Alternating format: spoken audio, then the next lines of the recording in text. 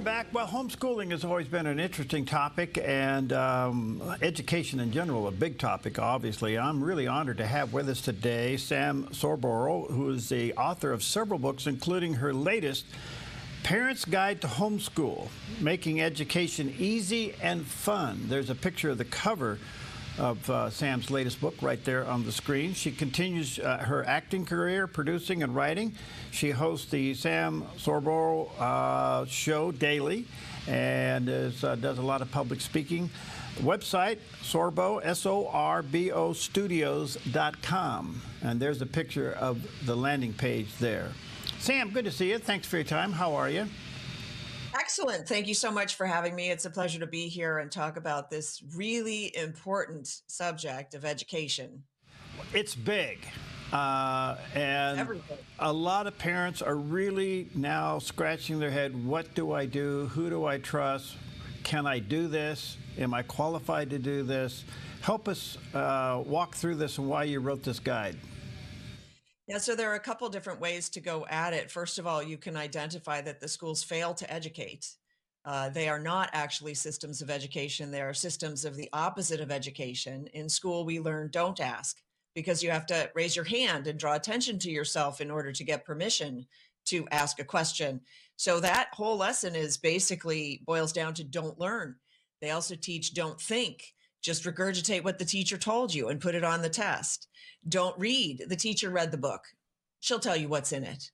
And don't try, because failure is bad. There are a lot of really negative messages that are just imbued into the system of schooling that we have that are anti-child and anti-education. And so and now, of course, now that they've taken morality out of the schools, which they did back in the 60s, and we're seeing the repercussions of that today, now we are left with them indoctrinating the children in this very odd ideology of gender theory and critical race theory and basically various forms of Marxism. And so as a parent, you are left wondering, well, how can I get my child educated? But the first question you need to ask is, what is education, which is what my book deals with, Parents' Guide to Homeschool. It poses that question for the parents. Well, what is your desire for your child? Because I'm sure your highest desire is not that your child learn calculus. Your highest desire would be that you raise a trustworthy adult who is capable of being a good citizen, being a good neighbor, raising a family, having wonderful children, being a good parent, being loving, being forgiving, knowing how to ask for forgiveness. Like, these are all character questions. And so my position is that education begins with character development. Once you get the character development into the child, then that sparks the interest of the child. And the child is born curious. The curiosity is killed in schools. But if you can engage the curiosity of the child and you do character formation for the child, then the child is driven to learn, because it understands that learning is a part of discovering God and discovering self. And so everything becomes enjoyable to learn. That's why the subtitle is Making Education Easy and Fun, because it should be. And the only reason we think it's hard is because we went to school and we suffered 13 years of indoctrination of how difficult it is to teach and to learn and to parent and all of these lies that are simply part of the system. Wow, a lot there to unpack. Let's start with a simple question. How in the world did our education system get off track? Yeah, well, it was hijacked. It was hijacked by the businessmen back at the turn of the century who wanted factory workers. And so they decided to train people to work in factories, to move at the sound of a bell, to sit quietly in their chairs, to follow directions without asking questions. And so that's what we have. And we proved it during COVID, where so many people just lined up to follow the experts. And it didn't work out very well for us. And so I'm trying to raise the alarm bells and say, this is a cliff that we are fast approaching, where we have such an unthinking populace. And we know this. We know that we try to get change from the cashier and they can't do simple math in their head. And that's not necessarily a mark of intelligence. That's a mark of education. That's a mark of knowledge, of understanding how math works, simple math. So how did we get here? First, it was hijacked. Then they took the Bible out of schools. Initially, schools were erected as a way of imparting morality to our young people, so that we could have good citizens and a good population, a good civilization that adhered to the rule of law, that followed the golden rule: do unto others, that behaved. And now we have licentiousness because we took morality out of the schools. We banned the Bible from schools, and we stopped teaching children that there's any difference between right and wrong. So that's why we have a population today that fails to discern. We lack discernment because we've been taught that that's discrimination. And it's not. Everybody makes judgments, and you're called to make judgments. You have to decide what is proper and what is improper. But now it's sort of like everything goes, and that's why we're going off the rails. The evidence of the test scores is evidence that we're failing at this miserably. Part of it now is, do we really need the Department of Education? Elon Musk has even commented on it. Of course, he's being demonized for all the things that he's involved in, but he brings his son to the Oval Office. There seems to be a cultural divide between not only education, but parenting, family values. I mean, whatever happened in the classroom got carried into the culture. Is it recoverable? Well, I think the culture is recoverable. I don't think the schools are recoverable. And that's because they're doing exactly what they were designed to do.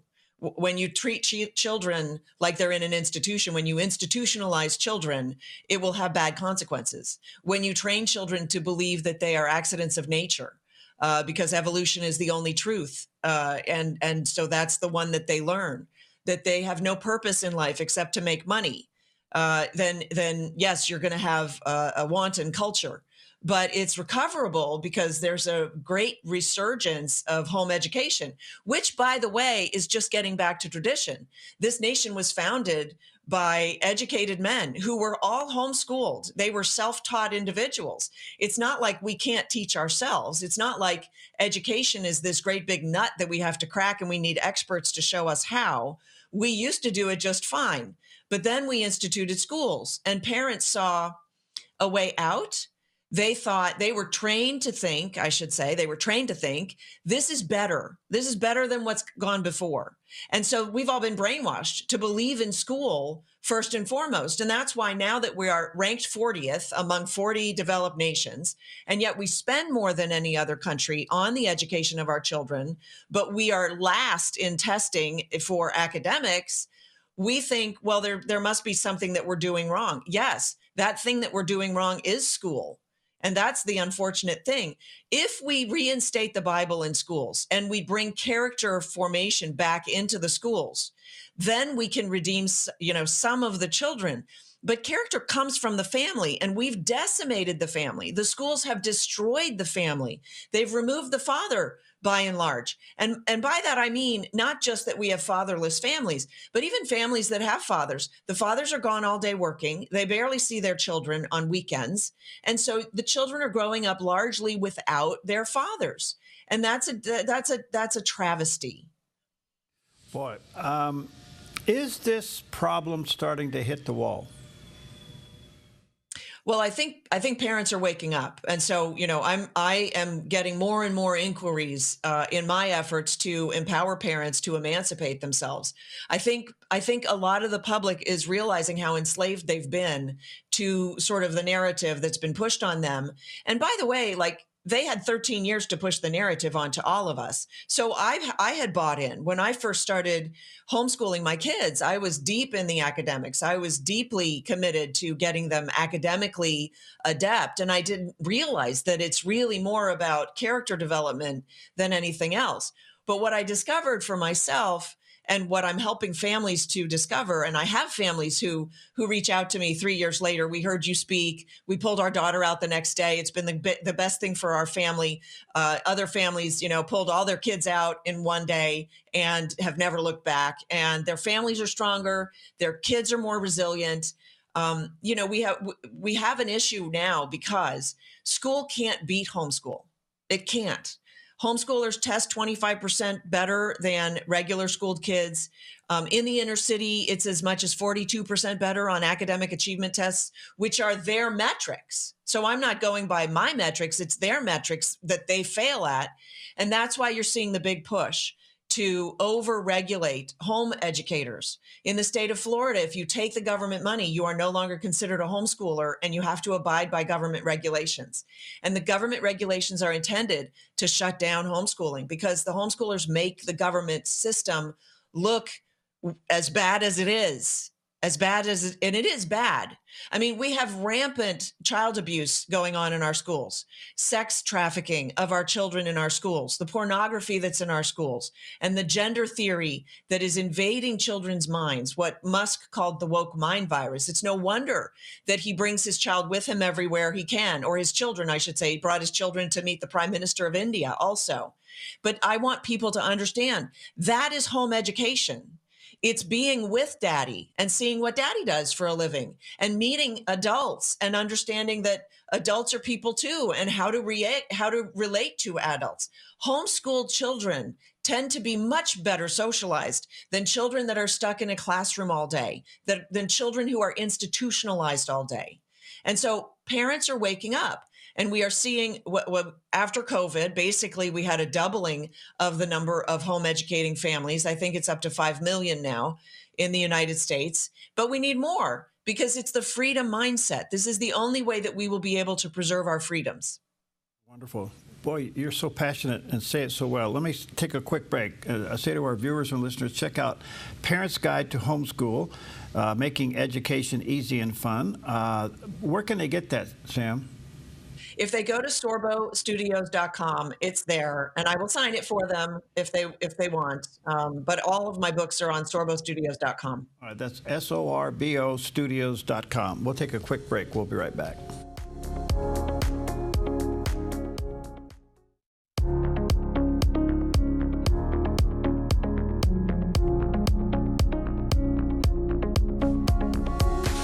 Okay, welcome back. Such an honor to have with us today Sam Sorbo. She is the author of a fascinating book, several books, but her latest one deals with Parents' Guide to Homeschool, Making Education Easy and Fun.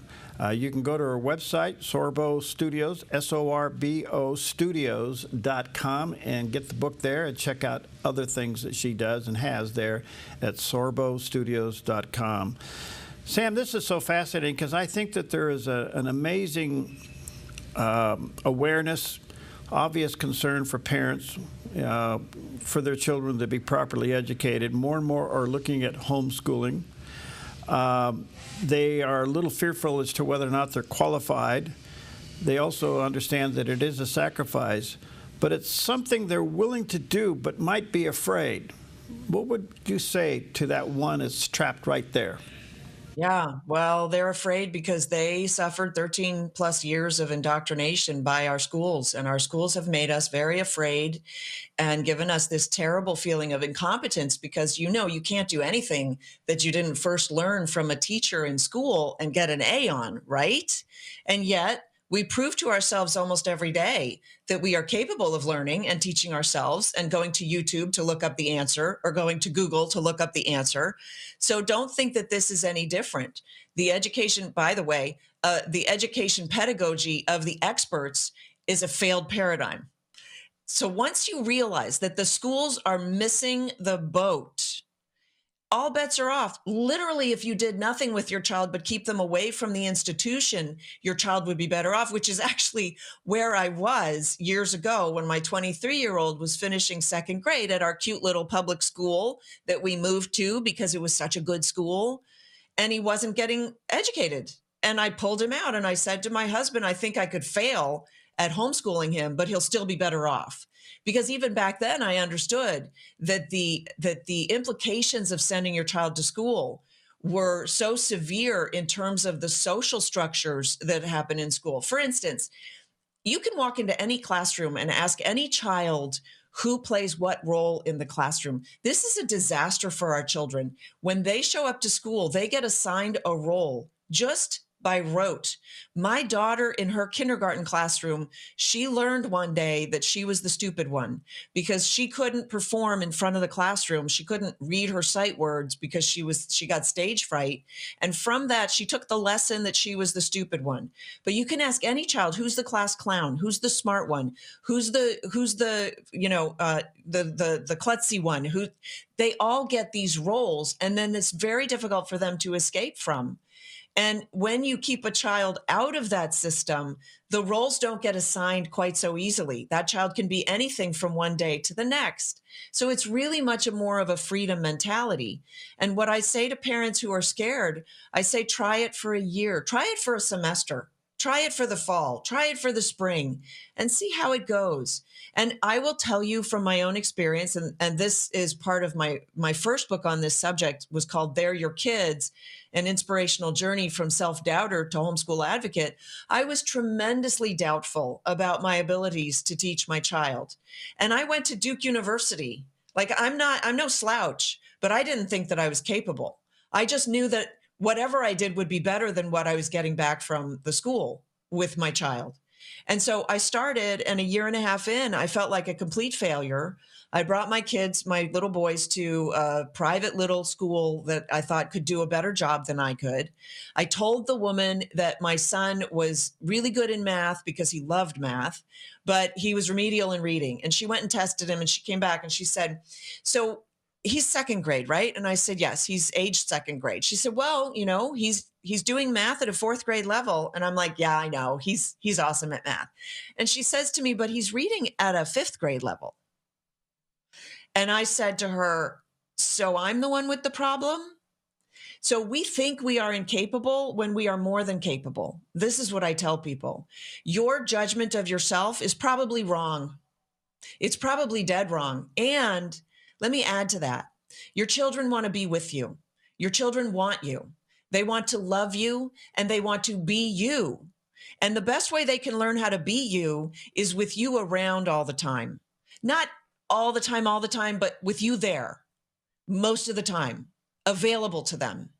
And if you can provide them that, they will be on the right path. They will have time to figure out what a kook you are, or how silly you are, or whatever, how you fail, right? They will have time to figure that out. But don't disabuse them of this love that they have for you prematurely by sending them to school and telling them tacitly, I'm not capable. The school knows better than I do. They're the authority, and I have no authority in your life anymore. Because that's what happens when you submit a child to the school system. And it happens just by rote. I don't attack teachers on this. I think teachers, by and large, the non-pervert ones, are trying to do a good job in the schools. But our schools have morphed tremendously from schools that used to support the family, where both parents would go in and have a meeting with the teacher, and the teacher would work with the parents and try to get the child, up to speed or whatever, to this new paradigm where the parents are in competition with the teachers. The teachers are cut out of the conversation. The federal government decides that parents who speak out at school boards are now considered domestic terrorists. There is an antagonism between the parents and the schools that exists. You are losing your children in these schools. So, Sam, there's an obvious question here. Why hasn't God-fearing teachers stood up against the nonsense? They're afraid. They're afraid. And a lot of God-fearing teachers that are working in the schools are just trying to help the kids. They think that they're salt and light. They're trying to be that beacon for those kids. And some of them really are. And I commend them. But I want them to step out of the system and start homeschooling other parents' children in a way that honors the integrity of the child first, and not the integrity of the system first, because it's the system that is the perversion, not the teachers. And my heart breaks for those teachers, because they know that they're working. I've spoken to these groups of people, and afterwards the teachers come up to me with tears in their eyes saying, I know you're right. I'm just trying to do what's right for the kids. I love my kids, and I want them to know about God, and I want them to know that they matter. It does look like the Department of Education is going to get unwound, maybe piece by piece, but it probably will go away. And that puts pressure back on the state. even with the Department of Ed gone, does it improve anything? Well, let me unpack that for a minute. I don't know that it puts any pressure on the state. Like the states are doing what they're doing and they'll just continue doing that. The Department of Education being unwound is not necessarily what's going to happen. What I'm seeing happen is they're just rerouting the funds. And so we will close down one bureaucracy and fire 4,000 employees maybe, but the other bureaucracies will take up the slack and the money is still being transmitted. What we ought to do is disband a number of those programs and or simply revert them all back to the states. So there's that.